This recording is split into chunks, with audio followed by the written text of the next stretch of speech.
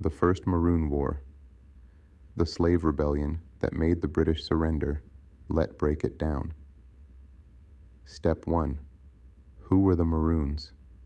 The Maroons were enslaved Africans who escaped British plantations in Jamaica. They fled into the mountains and dense forests, where they built free black communities. These weren't just runaways. They were revolutionaries, preserving African culture, spirituality, and warfare. Maroons practiced guerrilla warfare, drumming communication, ancestral rituals, herbal medicine, and lived off the land like tactical geniuses. They didn't beg for freedom. They claimed it, by force. Step 2. The British wanted total control. By the early 1700s, Britain had turned Jamaica into a sugar empire. Slavery was the engine. Maroons were the threat. Why?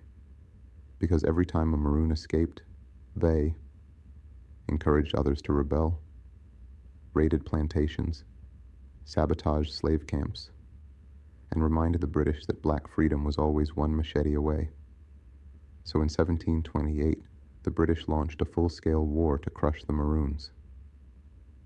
Step 3. How the war started. The British sent Governor Robert Hunter to Jamaica with troops. They thought it would be easy, guns versus jungle rebels. Wrong. The Maroons used the terrain to their advantage, set traps, launched ambushes, disappeared into forests they knew like their own skin, practiced hit-and-run warfare, never standing in formation like Europeans. The British soldiers were dying, not just from war, but heat, disease, and exhaustion. They were trained for war. The Maroons were born into survival. Step 4. The Maroon leaders. Cudjoe, the most famous Maroon leader of the Western Maroons. Leeward side. Strategic mastermind. Fierce warrior. Negotiator and leader. Preserved African spiritual and military customs. Made sure British plantations stayed under pressure. Queen Nanny, leader of the Windward Maroons. Eastern side. Highly spiritual. Military genius.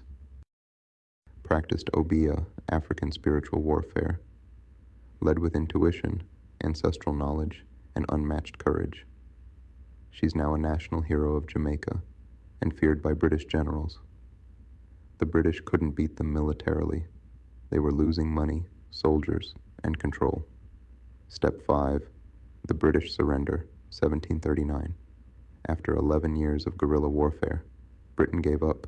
They signed the Treaty of 1739 with Cudjoe, recognizing the Maroons' freedom, their right to land, their right to self-govern. Imagine this. The British Empire, one of the most powerful forces on earth, signed a treaty with formerly enslaved Africans because they couldn't win. That's history they don't teach. Step 6. The controversy of the treaty. Here's the catch. The treaty also said the Maroons had to stop helping new runaway slaves, help capture newly escaped Africans. And that's where things get complicated. Did the Maroons betray other slaves, or did they protect their people with the only option they had? Critical thinking moment. You can honor their resistance and acknowledge the ethical complexity of survival under empire pressure. Step 7. Why it still matters. The First Maroon War proved that black rebellion works. It disrupted the myth that slaves were passive or waiting for freedom. It showed that Africans preserved military strategy, spirituality, and unity across generations. It forced one of the world's most powerful empires to negotiate with escaped slaves. That's not rebellion. That's revolution. Final thought. They didn't free us. We made slavery too expensive to maintain.